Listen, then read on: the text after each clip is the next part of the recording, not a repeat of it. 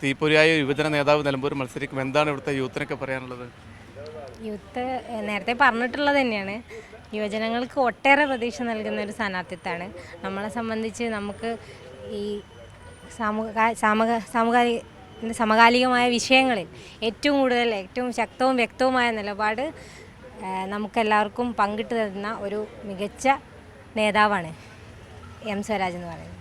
പിന്നെ ഒരു തീരുമാനമെടുത്താൽ അത് നടപ്പിലാക്കുന്നതിനുള്ള ഇച്ഛാശക്തിയും നല്ല കർമ്മനിരതനുമായിട്ടുള്ള ഒരു നേതാവിനെയാണ് നമുക്ക് കിട്ടിയിട്ടുള്ളത്. അപ്പോൾ നിലമ്പൂരിന് മാത്രമല്ല, കേരളത്തിനാകെ മുതൽക്കൂട്ടാവും.